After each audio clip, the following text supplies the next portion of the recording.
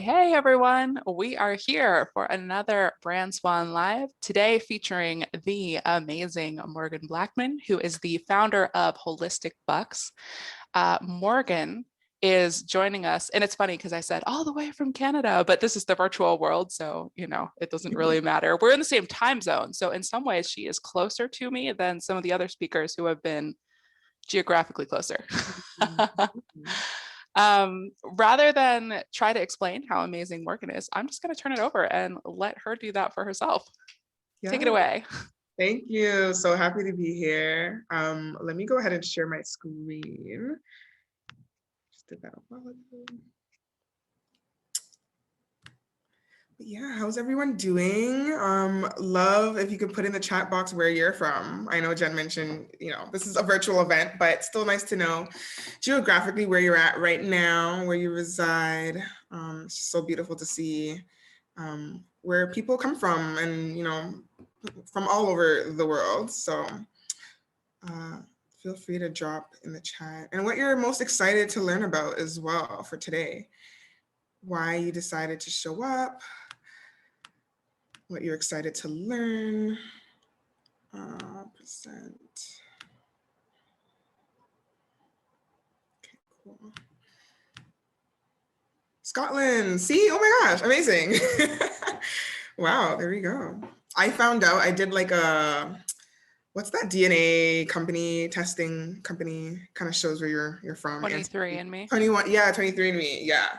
I did that, and I mean, being a Black woman, I obviously assumed I'm from Africa. So I'm like 90% African, but 10% Irish, British. So that was interesting. Really interesting there. Okay, let's over to the side. And yeah, so I'm excited to be here. Like I said, we're going to be talking about investing and the importance of investing, how to get started. I never want to leave people feeling more confused than than where they started. So really, it excites me to get people to actually start taking action after any of the talks that I do. And so, of course, a quick disclaimer just to protect myself. Any information provided here today is really just on a advisory basis, but it's also based on personal opinion as well. And not everything that I share is going to be absolute. So just make sure to use the information that I share with you today at your own discretion. And a little bit about me is I've been a DIY investor for almost 5 years now. I started back in third year university with a good friend of mine. And it's sort of worked out for me. It took me a year to sort of understand how the markets work. Everything has been self-taught.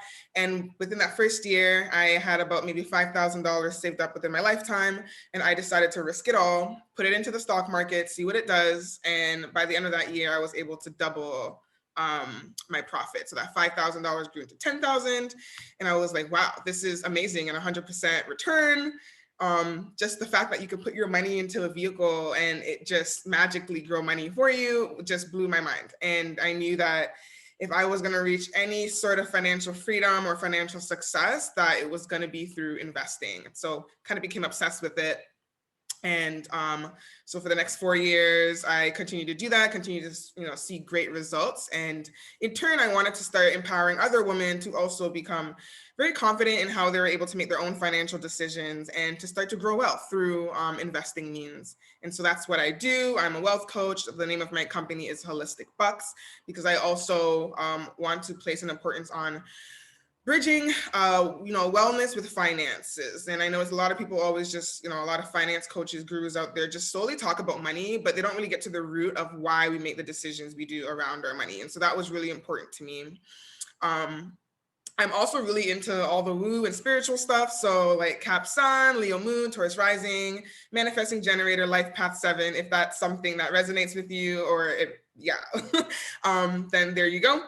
If it doesn't make any sense to you, then that's totally fine. My goal is to have the choice to retire by 35 with this movement called FIRE. And FIRE just stands for Financial Independence, Retire Early. have multiple estate properties, and travel the world. And I say the choice to retire because I do know a lot of people, even when we talk about retirement, some people are like, oh, well, I don't, really want to wait till the end of my life to start, living life and having a good time.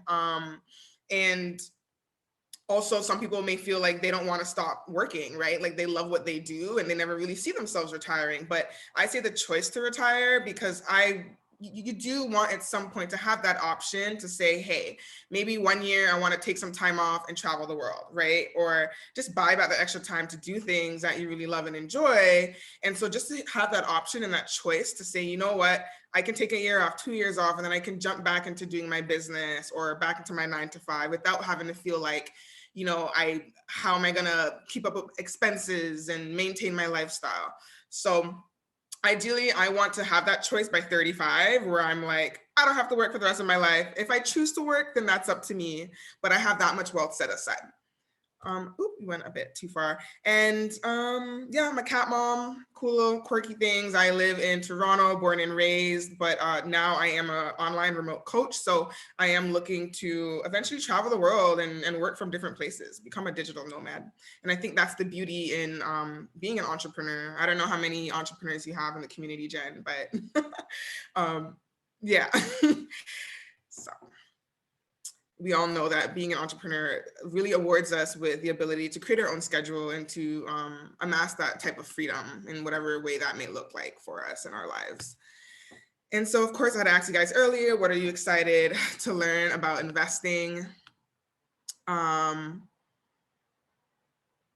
Yes, you can present from Canva. And the idea of waiting for retirement to have fun always confuses me. Yes, the majority of your life that you're just slogging through. Yes, that is fair. And I really do believe in having a balance. So, like we should be mindful of our future and invest for our future so we can have more money down the road, but then also like not compromising and sacrificing what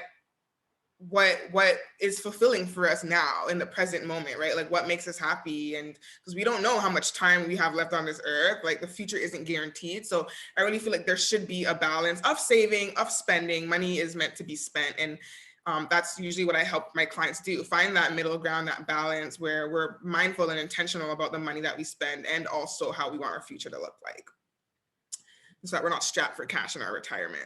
And so two things I think that most people need to know about investing and the importance of investing is, one, that cash is actually trash.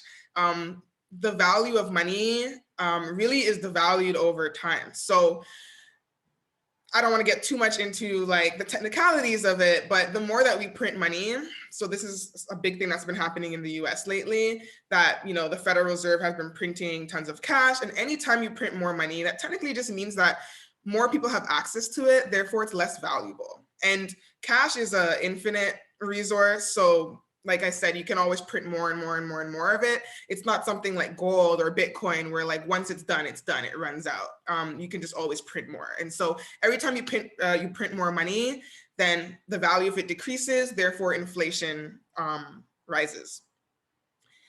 And so how does inflation work? You may have heard of this word before. Inflation really is just the rise and the rise in the prices of goods and services over time. So this is why people always complain, like things are just getting more and more expensive, and really sucks, but things aren't going to get less expensive. I know, like one day we want to just wake up and just assume that like things are just going to stay the same, things are going to get cheaper, but that is not the case. If we live in a capitalist society, it's all about, growth and becoming more profitable. And that demand of services and goods over time is going to increase prices. And so really what you want to do is you want to make sure that when prices rise, that your wages rise, right? Your income keeps up with the inflation. If you have a business, if supplies are getting more expensive, then of course you have to raise your prices.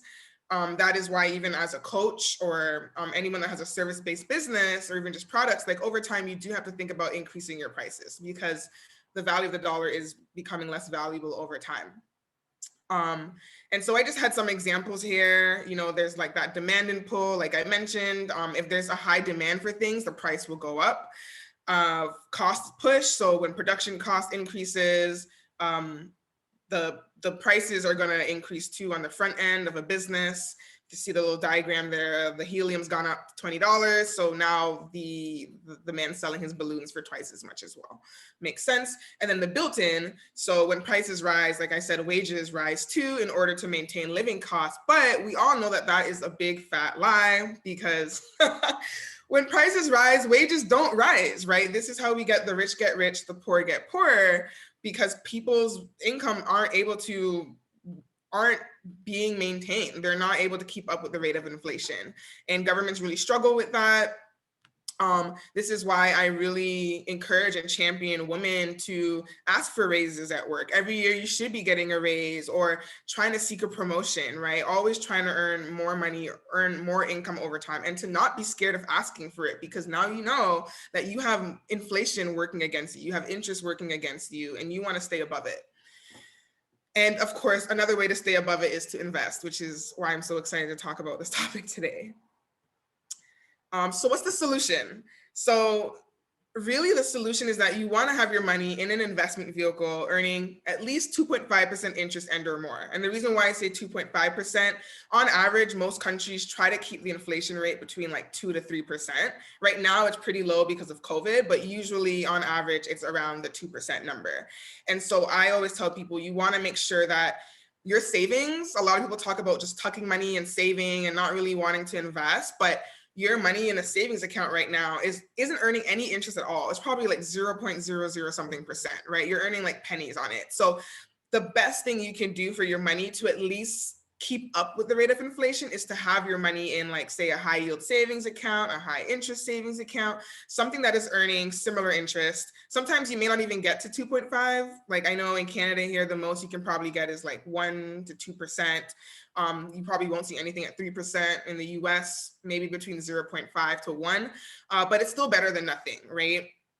And I always say, like, especially if we're talking about your emergency fund, any kind of savings, have it in a high yield or a high interest savings account. When it comes to investing, that's a whole different ballpark. You're going to see greater returns that are actually going to cancel out the rate of inflation. But for things that are more short-term goals, emergency savings, you definitely want to have it in a low risk, low yield savings account at all times. And a second thing that we want to be mindful of in regards to investing and why it's important is, I want people to understand that it's not really also about the money. And some people, they want to be rich, and rich for whatever reason that may be.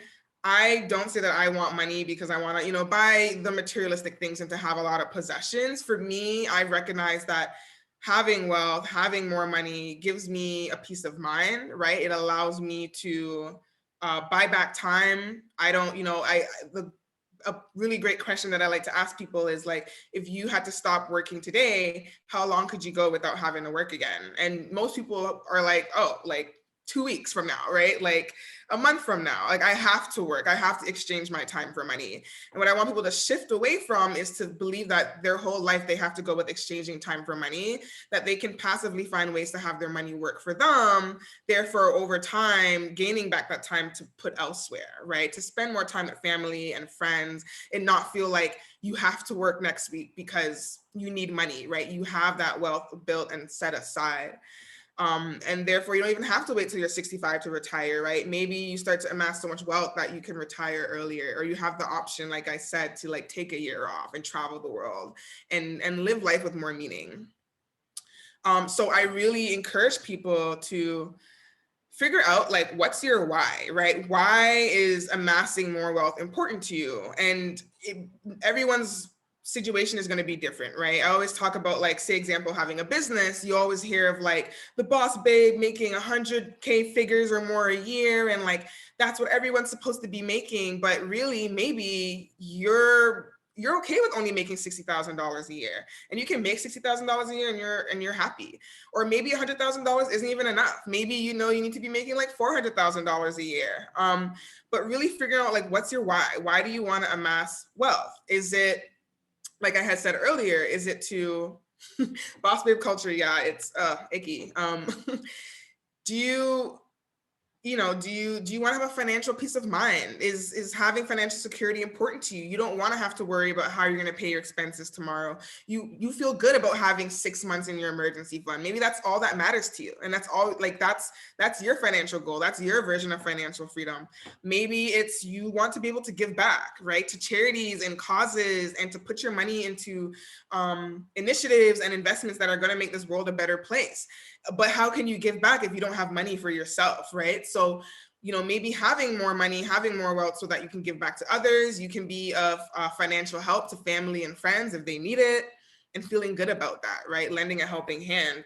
Also, it could be just really to improve this, the quality of your life. I know for me, like I've been on this, huge health and wellness journey, and, from being mindful of the foods that I eat, wanting to buy organic, wanting to buy more fair traded, fair labor, or buying clothing from more sustainable companies that are mindful about, fair trade, or they're eco-friendly.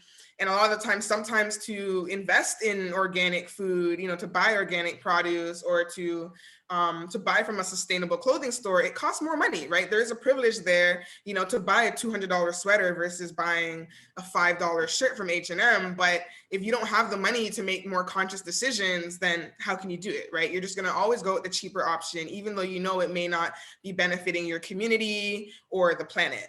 And so maybe you want to have more money so that you can, be more conscious of how you're spending it, and being more intentional about how your purchases are positively or negatively impacting the planet and communities. And then, of course, buying back time. Like that's my biggest thing. Like I had already said, I just want to know that I can take time off and not have to worry about how am I going to pay my expenses? How am I, going to maintain and upkeep my lifestyle? So this is like a vision board that I've created. I highly recommend that people create vision boards, really writing down like your ideal life, how you want it to look like, maybe how much money it's going to cost to upkeep that lifestyle. But it's so important to have your visions laid out for you and not out of sight, out of mind. And this way, in having a vision board, I'm able to really it's something that's very encouraging and motivating me to want to work towards my goals and to not give up, and to know like this is what I'm working towards. So you can see here, I just created this on Canva, beautiful digital vision board. You can create a physical vision board. And usually I update mine like every year or 2 years, because my goals change, right? My vision changes ever so often. And you can see here, just like travel, I want to own like a nice loft or apartment, condo, positive affirmations too. Like I love who I am and what I do. I really want to embody harmony and well-being and balance into my life. I want clear skin, full eyebrows, $5 million, who doesn't? So things like that.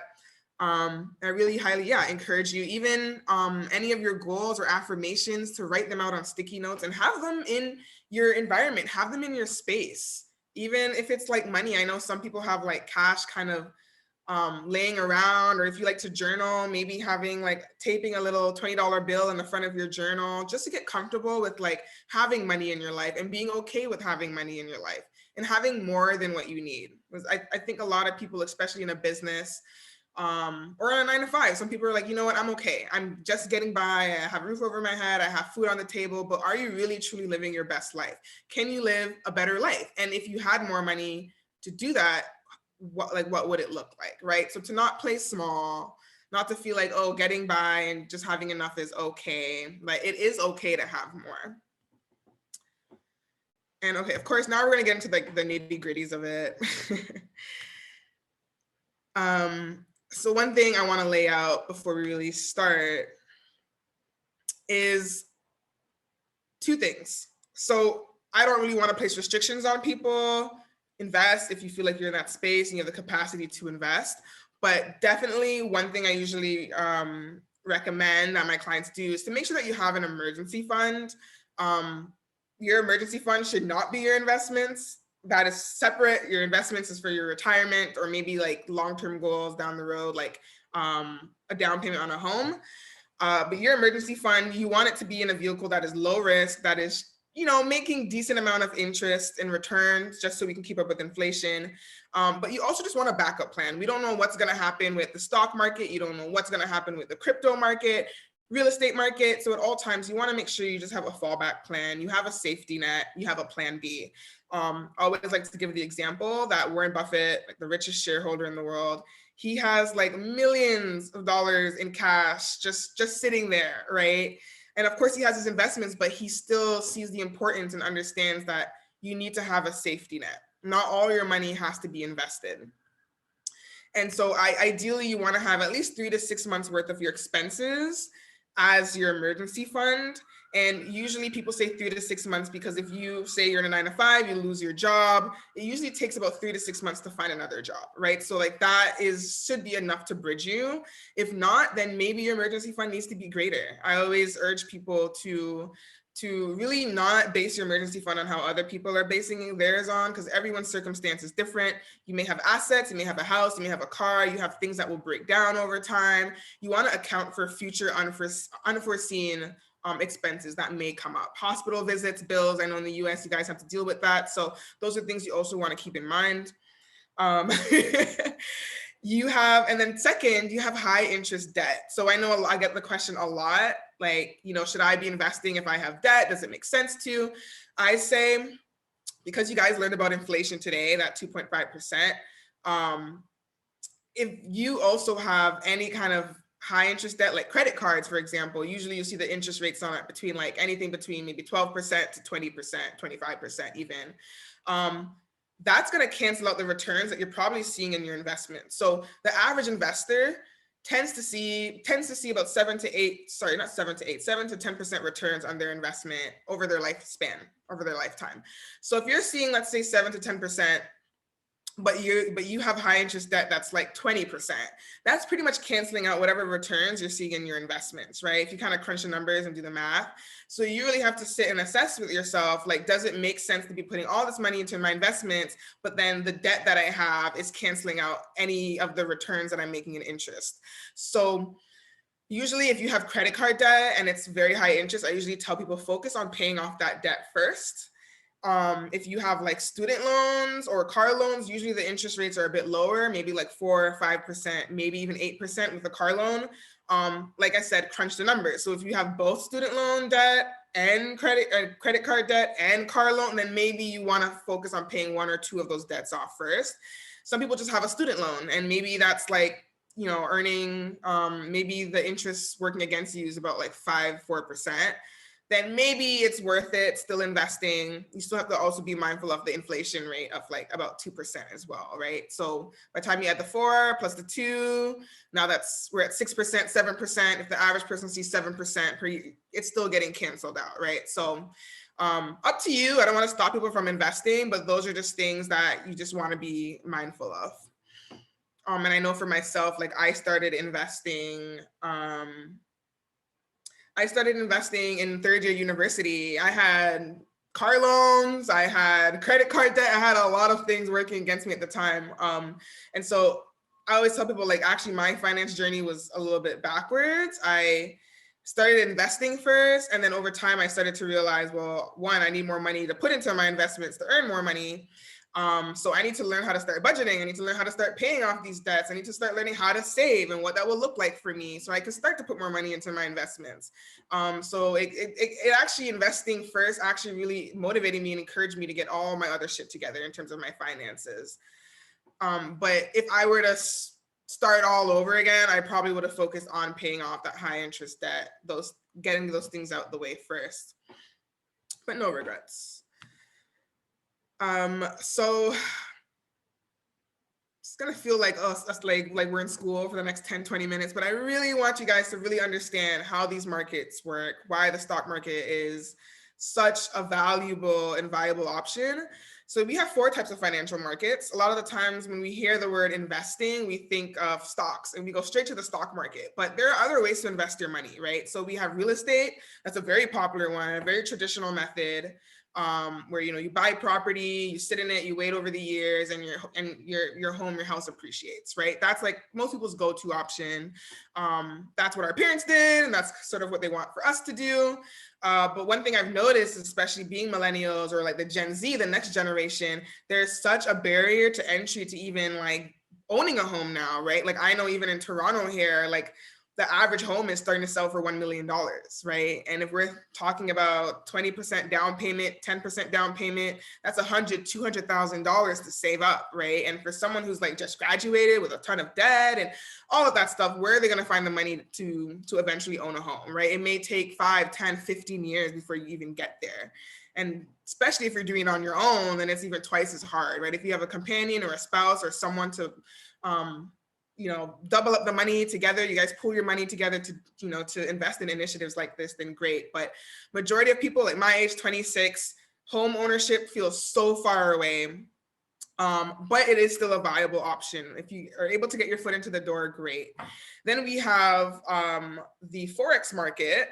And so the Forex market is really just the exchange of currencies. And so you can actually bet on a certain currency to go up in value or to go down, and you can make money off of that. So that is another viable option. The Forex market is actually probably the riskiest market, and it's also the most lucrative. So people make more money off of Forex than they would in the stock market, but it is extremely risky. A lot of people usually wipe out their accounts just because the fluctuations of currencies and dollars is just wild, right?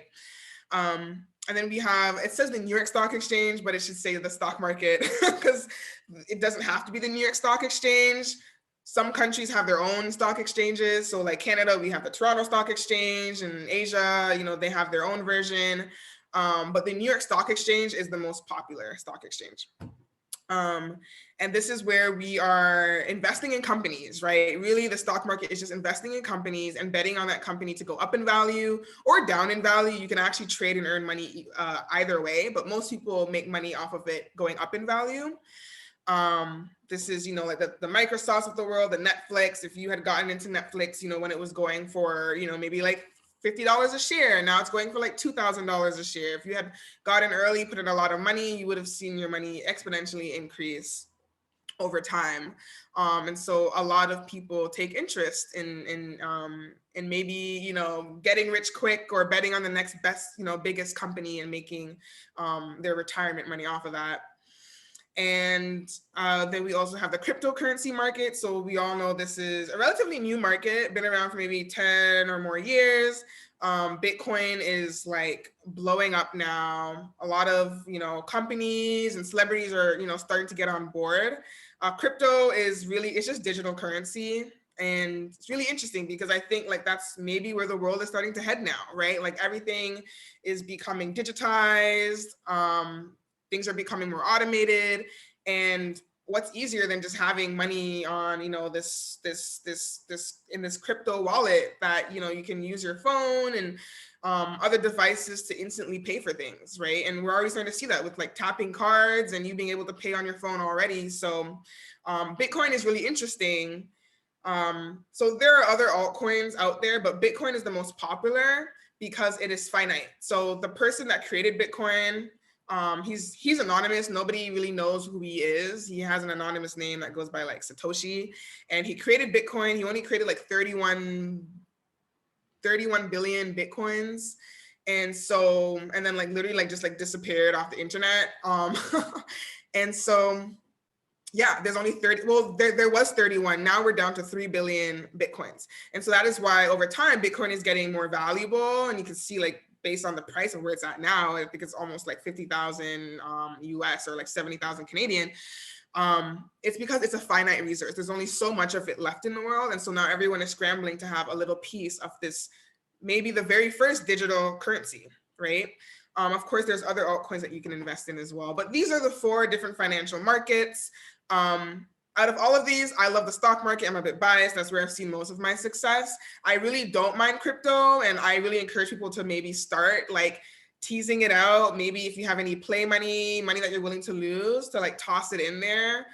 Because you never want to have all your eggs in one basket, right? Like I'm not even able to say and guarantee that the stock market, there won't be a major crash happening in like the next year or 2, right? It's possible. It could happen. Same as the real estate market. There's a real estate bubble. It could crash any moment. And so you always want to have your money in different financial markets and different types of investment vehicles, because we just never know, right? We're not fortune tellers. Anything can happen. But with crypto, I think it's still relatively it's such a new financial market that I wouldn't put my retirement money in crypto. But of course, like I said, if you have money that you're willing to lose, play money that you want to just put in there and see where it goes, cool. I totally encourage people to do that. Awesome. Oh my gosh, Jen, you have 2 Bitcoins. What? Girl, you're raking it in. Oh my, do not ever get rid of those Bitcoins. One was a wedding gift. Oh my goodness. I could not ask for a better wedding gift. That is amazing. And at the time it was given to us, it was worth a couple $100s. Wow. Now it's worth thousands. Yeah, there you go. There you go. And Bitcoin, I feel like it's already kind of taken off, but there are going to be other altcoins that will also become more valuable over time. So don't ever feel like, oh, it's too late for me to get into the game. Like, it's never too late. Even with the stock market, like the whole GameStop thing, like there's always going to be another GameStop situation. There's always going to be another, Microsoft or Netflix, and it's up to you to figure out what that next big investment is going to be. And maybe you pull your money into the right place at the right time, and you wait it out. You're patient, and it becomes something bigger than you probably would have imagined. And so these are some of the reasons why I love the stock market. So one, it's relative to some of the other financial markets I was just telling you guys about. I think it's really easy to get started with investing in the stock market or even crypto. You can literally get started in less than like 5 minutes. You literally join a robo-advisor or some sort of online investment platform. You sign up, they'll usually ask you, particularly when it comes to stock market investing, they'll ask you the same questions that they'll ask that a financial advisor would ask you, right? So what are your financial goals long-term?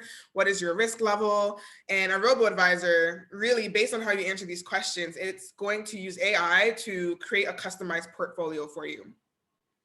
And this could take less than like 5 minutes. I have a really great investment company that I love to recommend people called Wealthsimple.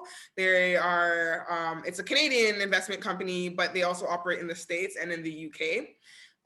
And they have both a robo-advisor platform, and they have a trading platform where you can trade your own stocks and ETFs and things like that. Great thing about the stock market is that, or any market, you can invest in companies that you value. So I think something that a lot of people, especially if you're, very anti-capitalist and like, really against sort of the oppression that capitalism has caused, a lot of people still feel sort of icky even investing in the stock market, because they feel like, well, if I invest in the stock market, I'm investing in like, corrupt companies and companies that are destroying the planet and communities and things that I'm against, right? Things that I do not advocate for. And you don't have to put your money into companies that you don't believe in, right? That don't align with your values. You can choose to invest in Apple, or you don't have to, or Facebook. If you're anti-Facebook, then you don't have to put your money into Facebook, right? You can put your money into something else. So just being mindful that that's the beauty in investing. And if you want to do it from an ethical standpoint, you can, right? That is something that I love. Like every time I put my money into something, I really research that company to see like what they are about, like what is their outlook on communities and the planet, and like what is their mission, right? What do they stand for? That is really important to me before I put my money into something. I call it value investing, right? I don't just put my money into anything because it's going to reap me $1 million in the future. That's great, but still, like, I want to be mindful of like how my money is impacting the world.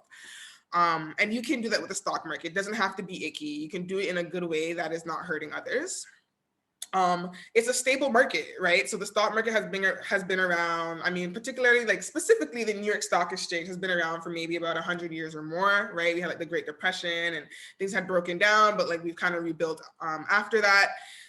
Same as the real estate market. I think the real estate market is something pretty stable. It's traditional. If you put your money into it, your home is going to appreciate over time, even with the ups and downs of any kind of market, right? There are going to be periods where you lose money. There's going to be periods where you gain it back and you make more. And with the stock market, of course, you can enter and exit at any time. So if you compare that to like the real estate market, for example, you can't just get up tomorrow and say, I'm going to sell my house. There's a process to it, right? Maybe it takes a couple of weeks, months, whatever, to even find a home for yourself, right? Nevertheless, just like selling your own home.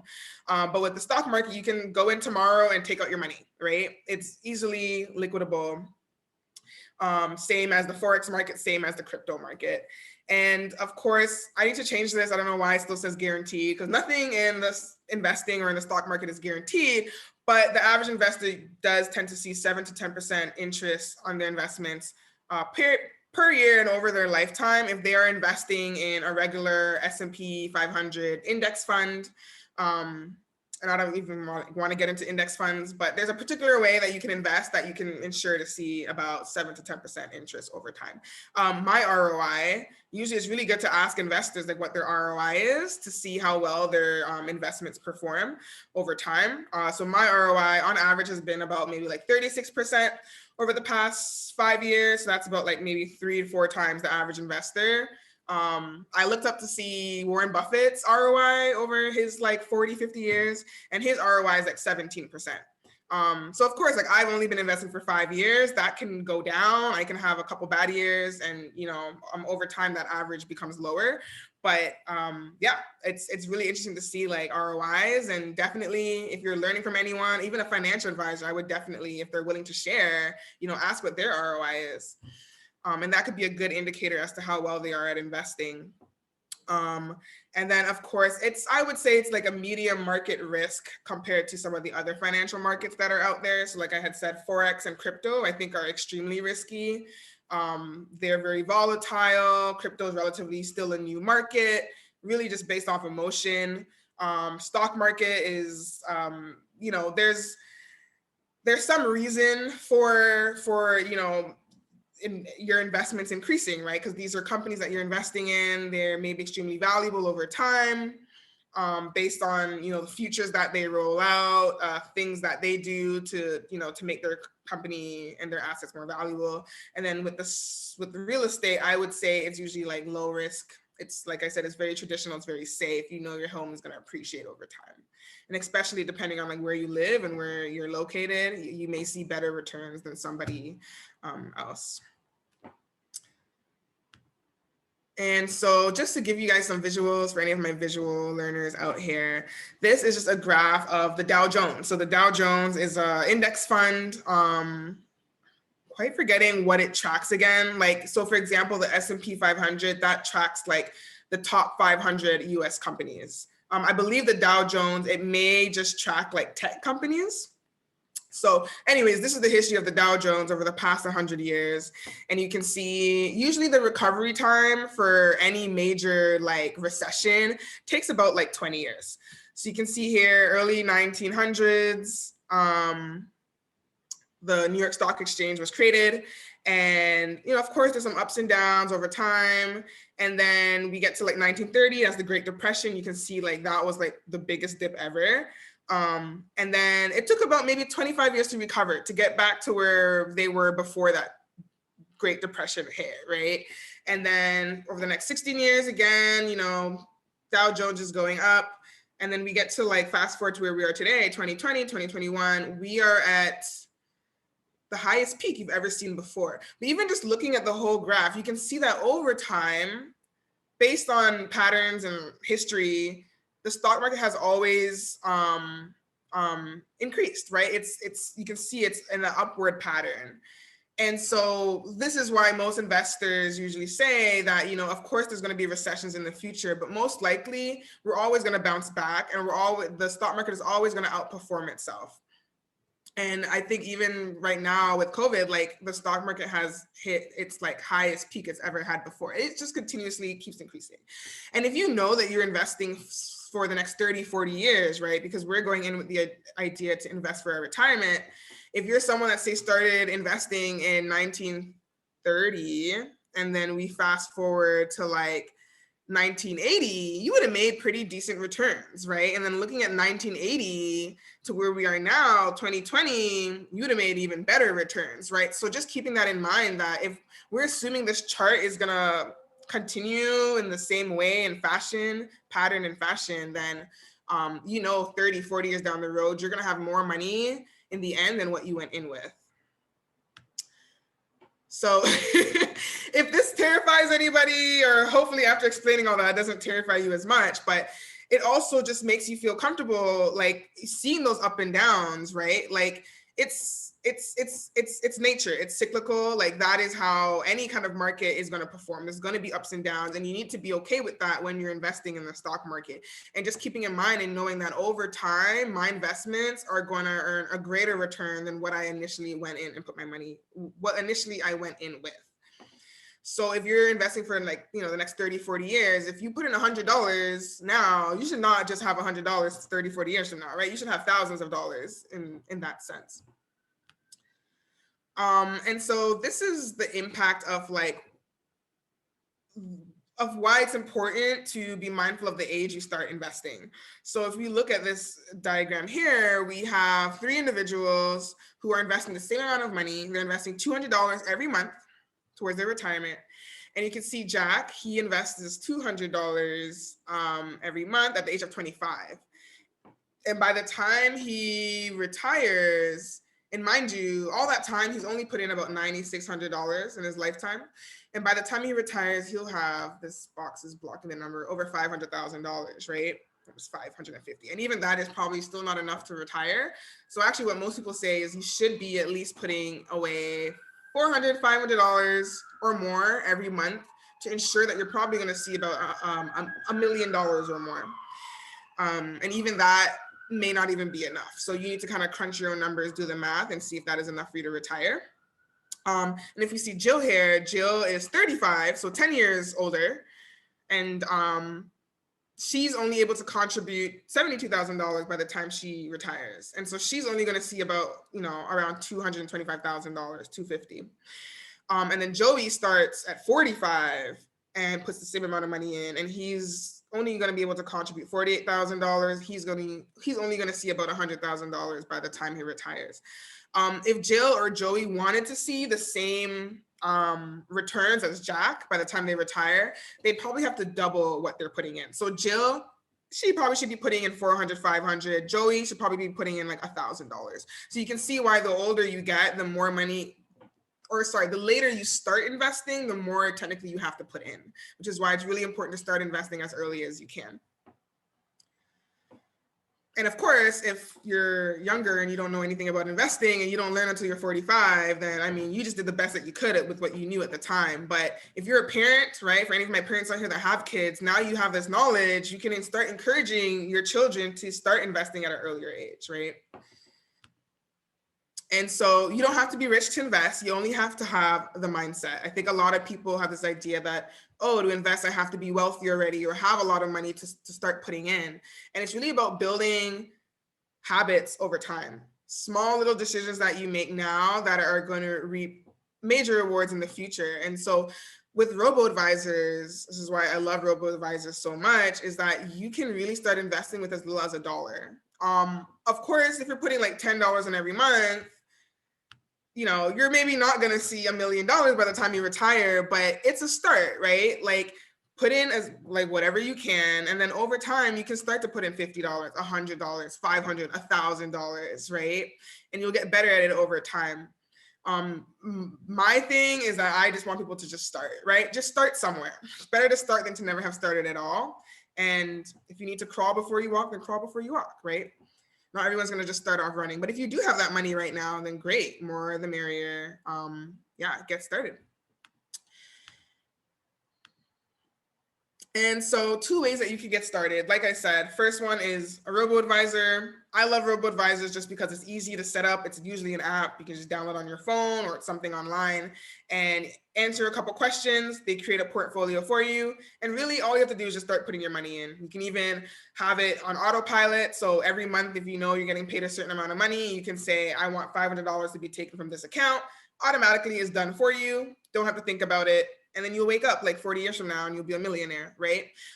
Really easy peasy. Or you can go see a financial advisor, right? There are traditional ways to do it. Some people, they don't really, they have trust issues with technology and apps and things like that. That's fine. If you want to see someone in person, talk to them, set up an appointment, things like that. You can also have an advisor at a bank set up an investment portfolio for you. Only thing to be mindful of is that usually with robo-advisors, the fees tend to be less just because they're putting your money in ETFs instead of mutual funds.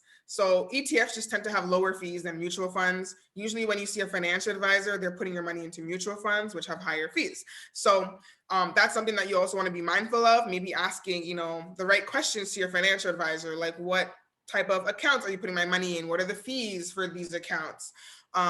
Things of that nature, just so that over time you're not getting, if there's like a 3% fee based off all the profits that you make, that over time can become a lot, right? Like if you're a millionaire, that's probably like maybe, a couple thousands to $100,000 that's taken out of whatever profit you've made in your lifetime. So really being mindful of the fees with whatever you're investing your money in. Usually if someone is investing for you, I like to call that passive investing. Someone is investing for you, whether it's a robo-advisor or a financial advisor. Be mindful of the fees. There's always going to be a fee, right? You're pretty much paying someone for doing the work for you. Are you circulating the slides? Oh, someone just asked like if I'm going to send it over to you so they can have access to this later on. Yes. Okay, cool. And then comments. Yes, I was gonna make a joke about having my kids invest their allowance. Yeah, but I guess we've kind of done that with college funds. I mean, like I said, even getting them into the habit and the practice of doing it, right? Like maybe not all the money that they get, but you can show them like, hey, some of your money should go into a savings, and we can save for like, something that you want to buy down the road, a game or like a skateboard, whatever that is. But then also like, hey, what about like multiplying your money? Like you can put your money into this investment and then, a year from now, you'll have more money back in return. Just getting them used to that concept and the idea of having their money work for them. I think it's never too early to do that. So those are two ways that you can get started. And I usually say these two ways are the best way to get started, because when you're a first-time investor, it can become overwhelming, right? So I think you should still be doing due diligence and understanding the stock market for yourself, and not just having somebody else do it for you and you just, going about life blindly. Like, I think it's really important to understand, like, how does the stock market work? Like, how to research a company. What are index funds, right? Like those things running on the bottom of the screen when you're watching the news. Like, what do those symbols indicate? Really understanding what the stock market is, or any kind of financial market that you have your money into, right? And those are things that you can slowly learn over time, as someone is helping you do it in the beginning. But eventually, what I like to empower women to do is eventually do it for yourself, right? Like, I want you to be able to build out your own investment portfolio and to choose your own stocks and be very confident with the stocks that you're choosing. And that way you save a lot of the fees, I guess, over time, right? So for me, being a DIY investor, I've been able to save on those fees, right? I don't have anyone helping me, but then also it does take a lot of time and energy. Like, I have to do the research myself. I have to be up on my portfolio all the time, making adjustments, keeping up with the news, is, seeing what's happening, researching new companies and, where certain industries are heading. So, especially, like I said, if you're someone who's just starting off, all of that may be very overwhelming for you. And so there's no shame in having someone do it for you. And actually, it's probably actually better to have someone do it for you, because there have been studies that have been done where only 10% of DIY investors are actually successful at beating out the market. So most DIY investors actually over their lifetime don't see that 7 to 10% returns that the average investor who has someone doing it for them would see. So don't think that, oh, doing it myself is going to reap me better returns. That doesn't necessarily, like, that's not necessarily true, right? Even when I go back to my own personal story of when I had first invested $5,000 back in 2017, I could have lost all that money, right? That all could have been wiped out. I could have made some poor decisions and it lost all my money, but it did work out, right? And I started to realize that I was actually good at investing, and the strategies that I implemented actually really worked. But I won't be able to say the same for you, right?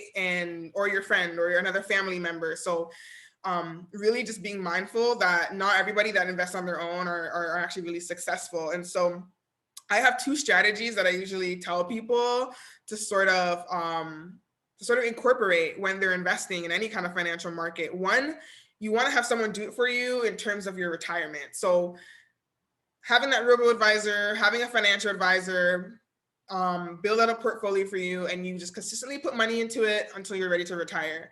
Then a second strategy is to have play money, money that you're willing to lose, money that you're kind of just dishing out for fun.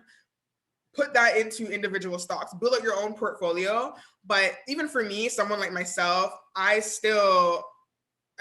wasn't in the past, but that's something that I'm being mindful of moving forward, is to have my money in a robo advisor and just put away like maybe $1,000 every month and have that be my retirement. Whatever money I'm making in my own DIY world, I can still, continue to contribute, but I never know, right? That could be wiped out in like 20, 30 years from now. And I don't want to wipe out my retirement fund based on speculative investing and just choosing random stocks, thinking I know what I'm doing, even though I am pretty confident with what I'm doing. But like I said, you still never know. So I think it's really smart to have two strategies going on at all times.